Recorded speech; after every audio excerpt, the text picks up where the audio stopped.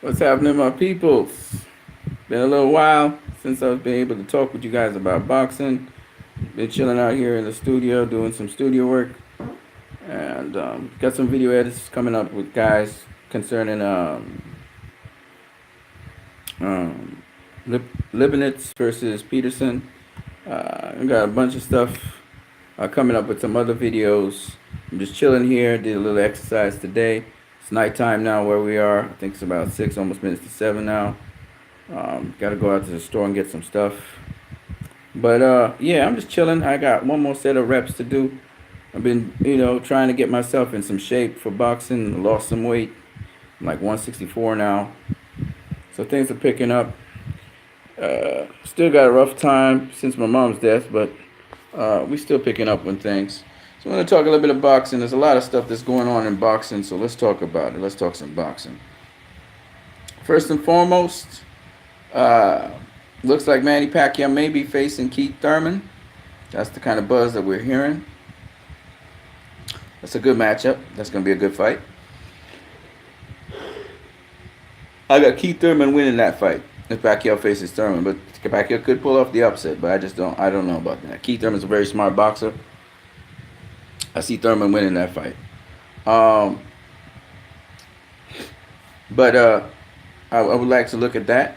I was looking at the assessment again in the welterweight division and pound for pound best and stuff. People keep on overlooking Keith Thurman. You can't overlook Keith Thurman. Keith Thurman has fought better opposition consistently than both Terrence Crawford and Errol Spence. All right, Errol Spence has fought better opposition than Kell Brook. Keith Thurman didn't face Kell Brook. Yeah, exactly, Joe 56984. Shout out to you, my brother. At 6:38 p.m. Shout out to you. But you cannot rule out Keith Thurman because Keith Thurman has fought consistently better opposition than and beat better opposition than both Errol Spence Jr. and Terrence Crawford at welterweight. Okay, Terrence Crawford is going to face his best opposition to date in Amir Khan, who is going to get knocked out by Terrence Crawford. Right? Keith Thurman has faced Danny Garcia. Okay, he has faced Sean Porter, who is now currently WBC World Champion. He has faced Robert Guerrero, who faced Floyd Mayweather. He has also faced I can't remember who else he has faced. I'm trying to remember, but there's some top tier people. We can pull it up actually. We can pull it up right here, right now. Hold on a second. Let me pull it up for you guys to see. Now, Keith Thurman is no slouch. He's no joke. And I think a lot of people are overlooking Keith Thurman. And that's pretty sad. I was listening to Uma Fight Camp, and I was also listening to Coach Eric Bradley, the Fight Doctor, Master Boxing. Check out that channel. And Uma Fight Camp, check out those channels. They're really good channels. And for those people who know boxing, they know boxing's not about sexy. Boxing's about what you should do, the fundamentals. And of course, Coach Eric Bradley is really inspiring me to just continue pushing on, getting my health in order, getting myself in order, and also just pushing on to try and get at least one amateur or professional fight of boxing under my belt, just to feel what boxing really is about. But I got a long ways to go. I'm 162 now, 163, 164. I was 172. Come down in weight, just exercising, trying to get myself back in shape. It helps me with getting over depression and all those other things as well. So it's been doing me a load of good. And I'm getting back into shape. My abs are still I have some bloating problems, but my abs are getting back into shape. My core body, the core body workout that I'm doing is getting me back into shape. And I'm not really doing a ton of work. I'm pushing myself too hard, but I'm doing it regularly. So whereas I couldn't do the repetitions that I was doing before, my crunches and it was really hard at first. It's getting easier, and so I have to do more of them. Anyway, so this is some of my studio stuff in the back here, in the back there. But let me just pull up on the screen here. This laptop screen here. Hold a second. Anyways, I was just saying, people are ignoring Keith Thurman, and I think that's not fair to Keith Thurman. Now, here's what Errol Spence has accomplished at welterweight. He beat Lamont Peterson who was a regular champion. He beat Lamont Peterson. Never was the champion or the man. Okay, he never was. Shawn Porter's two-time world champion, IBF and now WBC. Okay, and Shawn Porter is the goods. Okay, forced to reckon with in the division. Proven it time and time again. Always a tough fight for everybody. Danny Garcia became WBC world champion in the absence of Keith Thurman. He was a bona fide champion. I think he was also WBC world champion when Keith Thurman faced him and beat him. All right, so Mikey Garcia's proven himself like that. Also faced Danny Garcia's faced Robert Guerrero. I mean, the names, we don't even got to go there. The names that Danny Garcia's faced in boxing just solidifies him. That's another underrated boxer who, for some reason, Terrence Crawford's above Danny Garcia. That should never happen. Let me just make this abundantly clear. If I was to set up a fight, I would want Terrence Crawford to face Danny Garcia. That's the person I would want Terrence Crawford to face, not Errol Spence Jr. And I listened to mainstream media talk a bunch of shit about how Errol Spence Jr., and Terrence Crawford is the fight that, and there's these surveys, you want Errol Spence to face Terrence. Look, man, you can't say Errol Spence. Okay, let me put it to you this way. Until these boxers face one another, until Errol Spence Jr. faces Keith Thurman, until Terrence Crawford faces Keith Thurman, Errol Spence Jr., Shawn Porter, and Danny Garcia, I don't want to hear shit about Terrence Crawford is the best welterweight out there or Errol Spence is the best welterweight out there. Okay, I'm tired of that bullshit. Errol Spence is doing very well, but he has three marquee names that we can really talk about. And one of those marquee names, which is Lamont Peterson, is really not all that great. Okay, and we saw it as a fact when he lost to Sergey Lipinets. All right, Google Hangout. Oh, you want me to do a Google Hangout? I can do that. I can do that for you guys. Hold on a second. I'm right now in a live chat. I'm in a live chat right now with you guys. I know there's not much chat sections reporting on boxing and stuff. All right, we're charging up. But quite frankly, I'm gonna do a hangout. Give me a second, and I'll do a hangout with you guys. All right. See what you guys are saying here. So the Boxing Report asked me if I'm doing a live Google Hangout. I can do one for you guys. The thing about it is, Joe56984, you say that people are writing off Thurman because he looked rusty after the surgery and 2 years off. But the truth be told, Thurman took those punches from Josecito Lopez where other people would not have been able to take those punches. All right? And he's so tough, he was able to go through that. The Boxing Report says you want to talk to me live? All right, hold up. I'll try and set that up. I'll try to set that up for you right now. I'm on my phone right now doing this live chat. What I'm trying to do is pull up the Hangouts on my computer, okay? All right? So let me see if I can get that popping. I'm actually, oh, shoot. Battery power is almost gone. There's so much I want to talk about, but Omar Fight Camp made a great point. Shout out to Omar Fight Camp. Now, people always talk about the majority of boxing fans these days who are between the ages of 20 to 40 years of age, they don't really like boxing. They don't really enjoy boxing. And he made a very good point that a lot of them want to hear about, slipping punches and rolling under punches and all that bullshit. But just to prove the point, he said, what do you do to avoid what defense do you use against a left hook? What do they teach you to use against a left hook? And a lot of people would say all kinds of things. But the way to stop a left hook if you are an orthodox fighter, do any of you know how? I'm going to throw that question out there. How do you stop a left hook? Now, there are many different ways to stop it. But what's the way that you're first taught how to stop a left hook? All right. So the way to stop a left hook, and that's why you always have your guard here, is with your guard.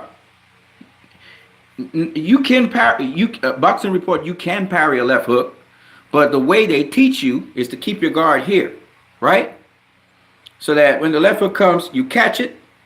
That's right. You catch it, and then you can shoot your shot after you catch the left hook. Now you can parry it as a left hook, yeah. Because if the other guy, now the left hook I'll be talking about is if the guy's an orthodox fighter. If he's a southpaw, it's a little bit different, right? But the point is, yes, you can parry a shot as well. It depends on your stance. If you have a two guard, it's a different story. How you're gonna parry? You can do the parrying thing. So, for example, let me give an example. Now, remember, I'm not perfect at this. So, what I'm gonna give you as an example, even though I'm demonstrating, it's not the perfect example. Let me just show you anyway what it would look something like, right? So here I am here, all right? So I am going to be in the southpaw stance. Okay? So I am in the southpaw stance. If a guy throws a right hook at me, he's coming this way, I will catch it here, right? Now, this is my stance right here. Okay? Alright, so what do I do if I want to parry a left hook? Now, I wouldn't want to parry, in this case, the southpaw stance, so it'd be a right hook that's coming this way at me, right? There are many different ways you can do it. But to try and parry a hook is kind of hard because you're going to have to knock it this way, right? But the hook could come around and hit you, right? So since you're going across the line, and then they can set up for a straight left at you. So you don't want to really parry a left hook. You want to catch it here, right? You want to block it. Or you use your two guard just in case, and you block it here. You block it with the two guard because you don't know where that left hook could come. Come to the body, it could come to the head, right? He can feint as if he's going to the head, and he goes to the body. So you catch it right here, right? With the two guard, you catch it right here, and you keep coming. You walk. If you're walking a guy down, right? You, right? You parry shot, and you're walking him down. You're walking him, right? Okay. But like you said, if he throws a left hook, you can also do this and go under it, right? Or you want to step in and go under. And if you're stepping in and going under, right, but it's a lot more energy, you can come with, you come straight down the center, right? You could also, right? So you could be leaning in like this, and when he comes with the left hook, you can snap back, right? You can snap back. He throws the left hook, he misses, and then you can counter with your left, all right? You can snap back, pivot, snap back, right? Left hook goes by, and counter, right? Step in and counter, okay? So there's all those things you can do, but it's all about footwork, right? Anywho, I'm gonna try and go to the other stream because you guys said you wanted to talk to me a little bit on the Hangout, so I'm gonna try and get to the Hangout here. I'll charge up this phone in the meantime. But yes, I want to talk about a ton of things that happened in boxing. One of them was that hot rising star and prospect Ryan Garcia. He did well. He dispatched of his opponent in 2 rounds. Looks impressive doing it. I saw the fight. He kind of has looping shots sometimes, but he did what he needed to do. Got the guy out of there. He's looking good. Of course, Raleigh's trying to get him to fight him, but I don't know if he's on Ryan's radar at all. Ryan's trying to call out Gervonta. Raleigh's trying to call out Ryan. I don't know how that'll work out. But as Leonard Ellerbe so correctly said, Tevin Farmer, I always said this, I'm going to say it again. Tevin Farmer is no match for Gervonta Davis. It's just what it is. Okay? Now, a lot of people are name dropping. So I heard Lomachenko's been calling Mikey. Lomachenko's been mentioning Gervonta. You know, why? Because Lomachenko needs a payday. He needs a big fight. He's not been making a lot of money. They've had him rated high in the pound for pound list. And again, no disrespect to Lomachenko, and rightly so. He himself doesn't think of himself as a pound for pound fighter like that. But if you ask me, I think that Lomachenko, he's good. He's very good. He's been beating very good opposition, but he has not really beaten marquee names. His best marquee names, and he has beaten marquee names, but I mean not marquee names, like multiple weight class champions and guys that accomplished so much in the sport of boxing. He's beaten guys like Guillermo Rigondeaux is his marquee name, if you want to call it that, and also Linares. Okay, those are the two marquee names that he's beaten. That's it. The other guys are good fighters, but they're not marquee names, right? When you look at, take for example, Lamont Peterson is a stronger marquee name than Linares. And Lamont Peterson, in my opinion, is not a marquee name, right?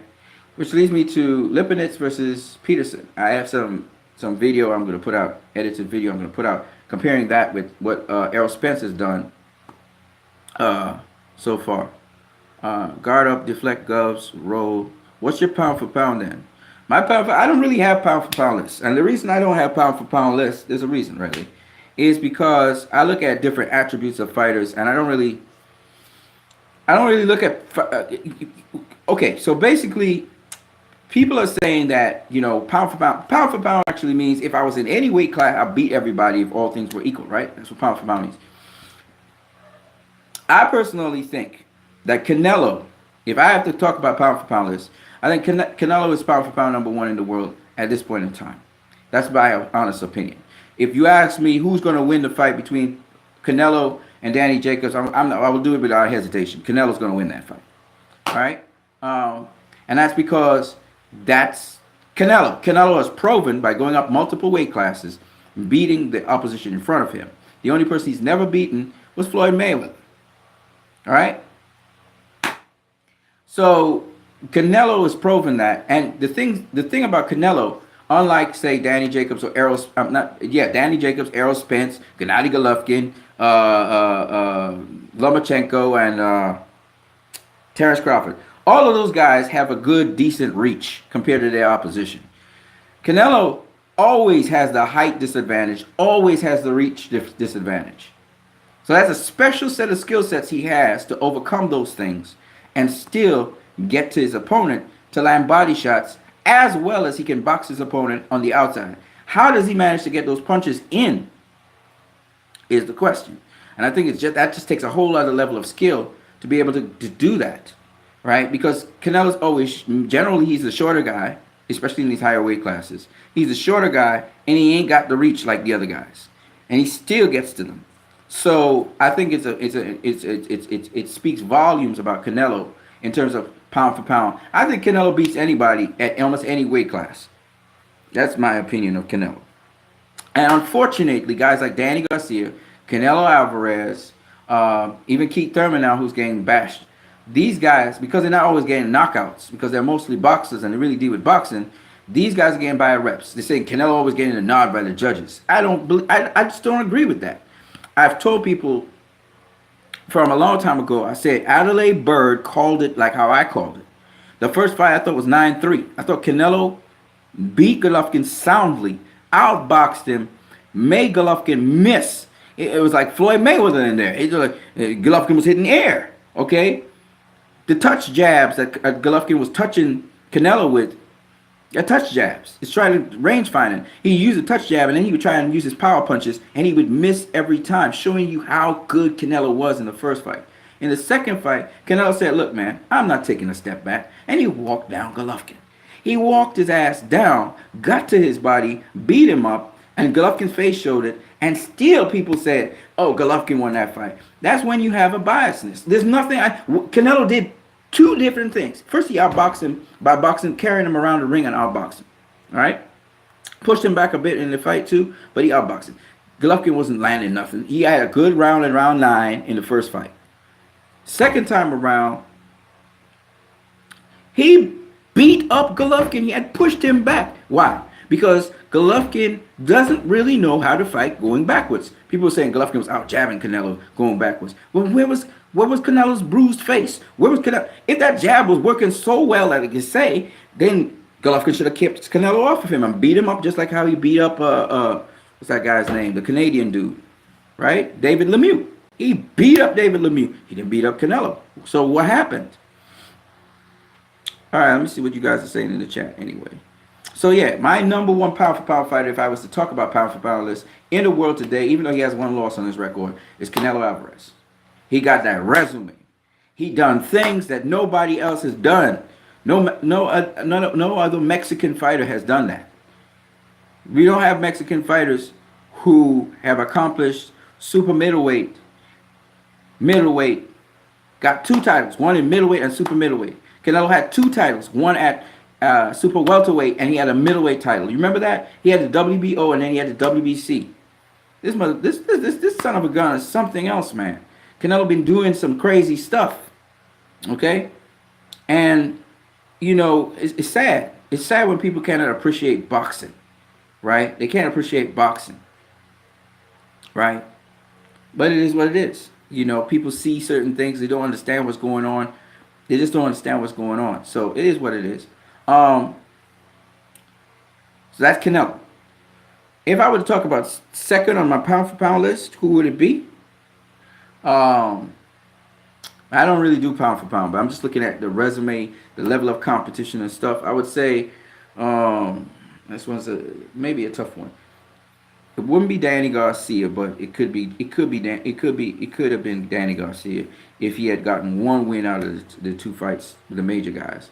Danny Garcia is a tough guy to rule out in anything. Who else? We gotta look at people who actually fought people. You know what I'm saying? A guy that's unbeatable. I would say, this is not one that's very popular, but Tyson Fury is a guy that I think, if you got to deal with pound for pound, even though he's not pound for pound, I think Tyson Fury beats any heavyweight out there. I think he's the most well-schooled heavyweight out of all the heavyweights. And the irony of the situation is, which goes into another topic, is Tyson Fury, in my opinion, is a fighter who, sadly, did not take that rematch with Deontay Wilder immediately. I thought that would have been something that he should do, because he outboxed Wilder before, and in the round that he got horribly dropped, he got back up and won the rest of the round. So, I mean, I thought Tyson Fury would actually go back for a rematch with Deontay Wilder, and he chose a different pathway, which is ironic. I don't know if it is. I don't know what went through his mind, but it is what it is. Fedor Tochilo, shout out to you, man. Garcia is running from Loma. Loma wants to fight Garcia. How could Mikey Garcia be running from Lomachenko, man? Oh no, hell no. That I don't believe, my friend. I'll tell you why. First of all, we've seen this before. Bob Arum and all of his fighters. Bob Arum always uses that punk ass statement. Oh, he's afraid to face this guy, and Al Heyman and others. Bob Arum is a scourge on boxing. All right, that guy. I don't even call him Bob. I call him Rob, because he's Robert, right?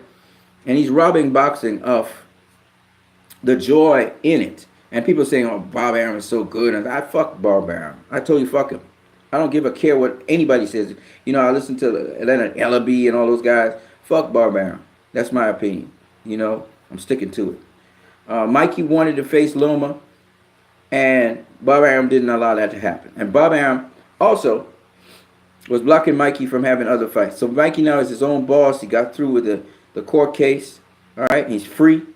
All right, and Mikey couldn't get that fight with Loma. It wasn't happening because Bob Arum was in the way. Who's Loma facing? Anthony Corolla. Who's he facing after that? He gonna face whatever the other guy, Comey. He gonna face Comey next. Fucking Bob Arum is not interested in a Mikey Garcia fight. In fact, Bob Arum came out after Lomachenko said, "Oh, it's easy to make a fight with me. Just come down to 135." That's what Lomachenko said. But he ain't his boss. What does boss say? Oh, after Mikey got beat by Errol Spence, that fight with Lomachenko is not really an exciting fight anymore. See? So at the end of the day, right, even though Loma got beat by Selena, all of a sudden, it's not an exciting fight anymore. All right? The truth be told, let me just be straight with you guys. If Mikey ever faces Lomachenko, y'all gonna see Lomachenko get a beating of his life. He gonna get knocked out. He gonna get stopped. All right? If Mikey Garcia comes down and faces Lomachenko, he gonna stop his ass. Remember I said that. If Bob Arum even had the balls to make that fight possible. All right? Mikey would want to have that fight. He'd go down to 135 just to have that fight. All right. Mikey would stop Lomachenko. And then y'all would say, oh, Lomachenko was overrated and shit. But the truth be told, y'all don't understand. Mikey is a cerebral fighter, man. And he ain't gonna have to watch, he wouldn't have to worry about reach disadvantage and all that shit. Oh, he gonna stop him. Sergey Lipinets stopped. He stopped Lamont Peterson. Mikey dropped Sergey Lipinets and beat him in a decision. All right? Y'all tripping. Y'all tripping. Y'all forget who Mikey was. Who Mikey beat. He beat Robert Easter. He dropped his ass. Robert Easter, who's a damn good fighter. All right? Mikey beat Adrian Broner. All right? Mikey would beat the brakes off of Lomachenko. Much respect to Lomachenko and everything, but I know he wants to get a prominent fight so he can make some money. You know what I'm saying? Everybody want to get paid. I'm telling you, Lomachenko will get beat up. That much I can tell you. And Bob Arum already talking about how Lomachenko's too small to make welterweight and stuff. All right. Federer, the fights versus GGG were controversial. I think it was one win for GGG, one win for Canelo. Again, brother, it's boxing, bro. It's boxing. You gotta know you. Federer Torchillo, shout out to you, bro. Let me tell you, this is boxing, bro. It's boxing. You gotta understand boxing. It's not about who comes forward. It's about who's effective. And GGG was not effective in that first fight against Canelo. You can't be hitting air and you're effective. And all those punches they call in jabs, most of them are blocked, or they were what called touch jabs to set up the power shots.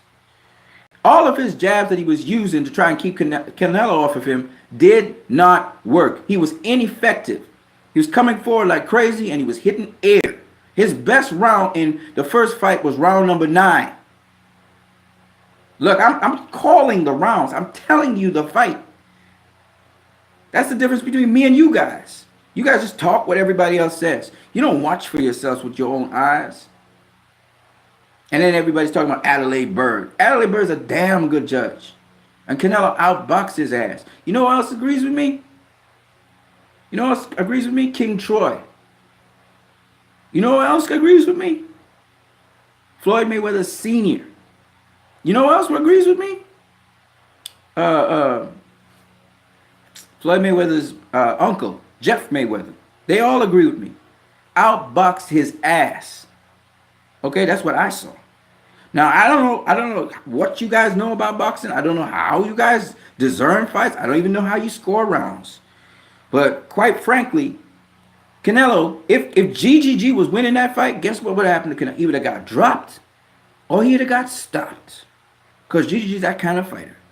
All right? And that fight never happened that way. I'll also give you this one. If Danny Jacobs didn't get dropped in that fight he had with GGG, he would have won that fight. All right?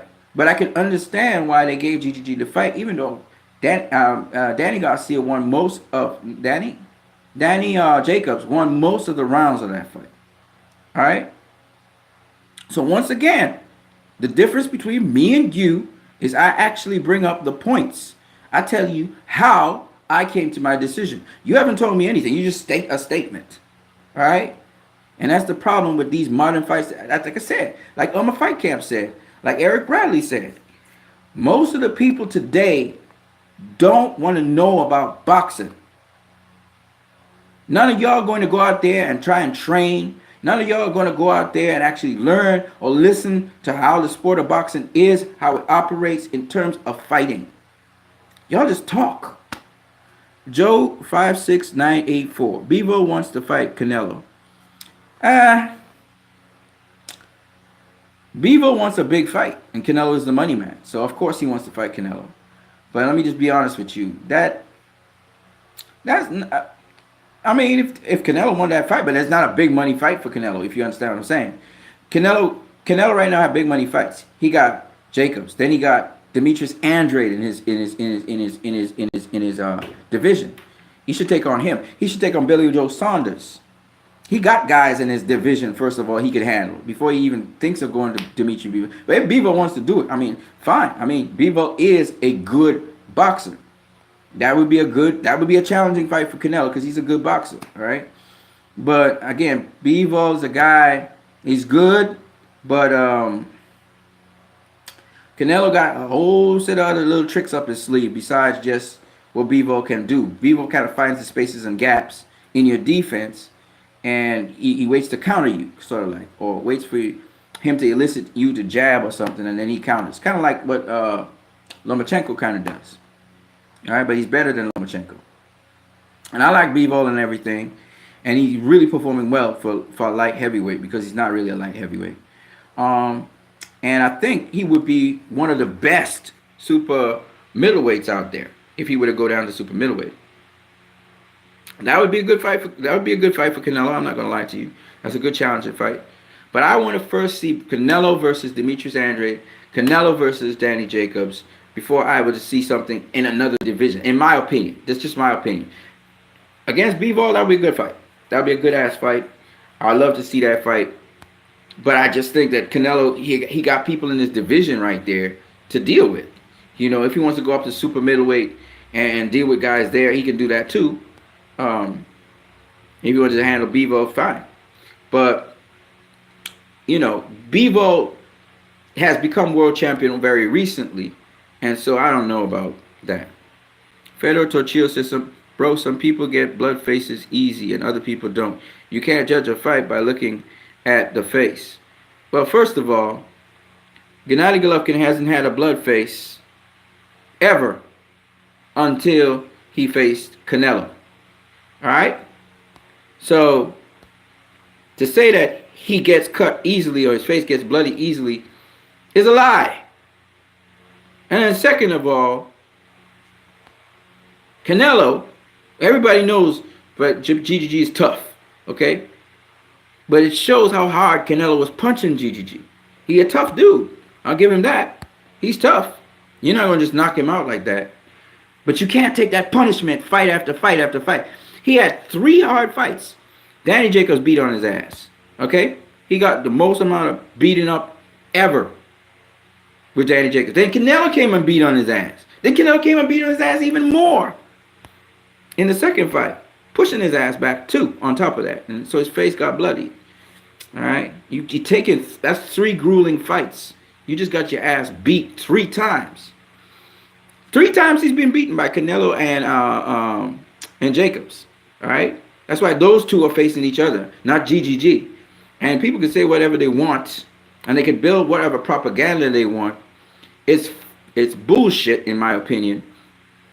Knowing boxing as I know boxing is bullshit. Okay? So you can continue to make excuses for GGG, and that's cool. But as far as I'm concerned, GGG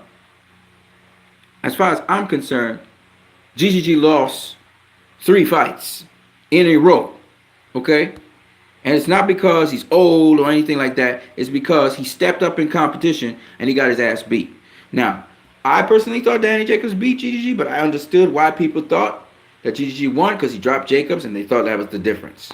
All right, but Jacobs took all the middle rounds after that. He woke up and took all the middle rounds and he was beating GGG's ass. Okay? It's just what it is. Fedor Torchillo. Joe 5698. Sad news. ESPN reporting Roger Mayweather in critical condition. Yeah, the diabetes really taking up on him. Dementia. Well, I hope our prayers could be with him. Hopefully, you know, the Black Mamba could pull it through for maybe a couple months or a couple years more in the tank. If not, you know, we just be thankful for what he brought to the sport of boxing. I'll never forget what Roger Mayweather said. Most people don't know shit about boxing. Roger was a good dude. So we'll see how things turn out with Roger Mayweather. Okay, let me get to the hangout. I'm going to get to the hangout now. I'm going to shut this down. There's a lot more I want to talk about. So we're going to talk about a lot of current events and stuff like that. What is your thoughts about Wilder versus Fury 1? Fury beat Wilder. Wilder did great in coming back by dropping Fury in, I think it was round number 9 or something like that, and then dropping him in the 12th. And damn near almost pulled it off as well, getting that win. Shit. Hold on a second. Shit. The fuck just happened? Yeah.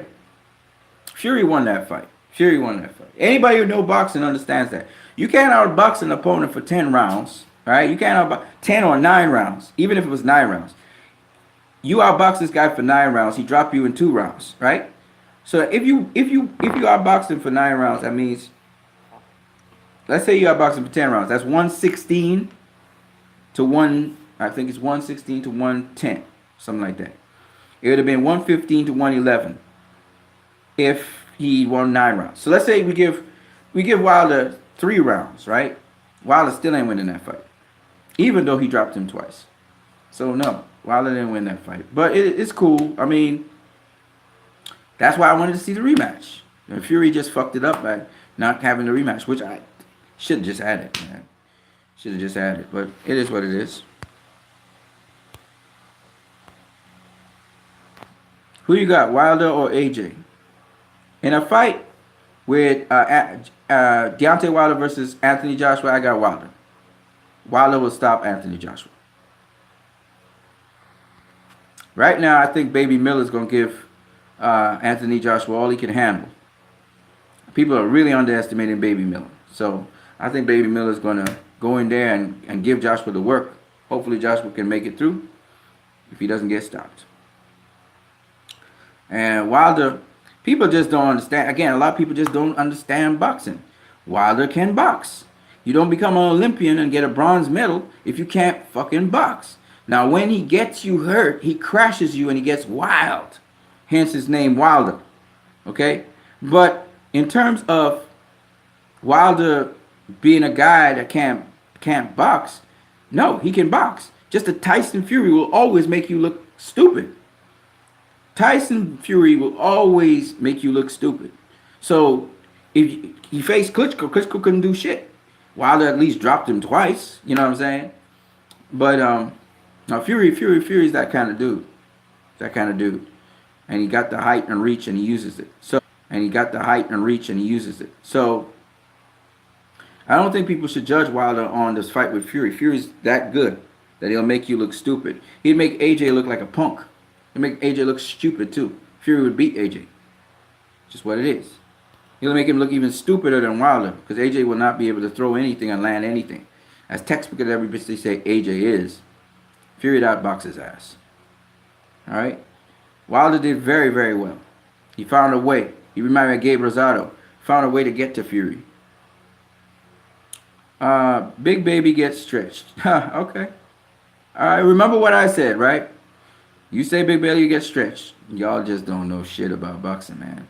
Okay, well, maybe you're right. Maybe he gets stretched. Maybe he gets stretched by Anthony Joshua. Maybe you're right. I just don't see that. He hasn't even gotten dropped in his life. Big Baby. He gonna get stretched by Anthony Joshua. Anthony Joshua's been dropped. All right, in his amateurs. Big Baby never been dropped. Ever in his life. Anthony Joshua's talking like if he's gonna beat Big Baby. He know how tough that fight is. That's a step up. Y'all don't understand. Big Baby got skills. All right. We'll see.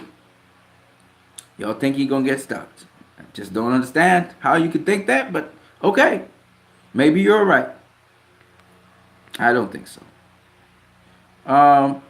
Yeah, so let me go to Hangouts because you guys want to be in Hangouts. Let me see if I can set it up, and I'm gonna be back at you in 3, in 2, in 1. All right.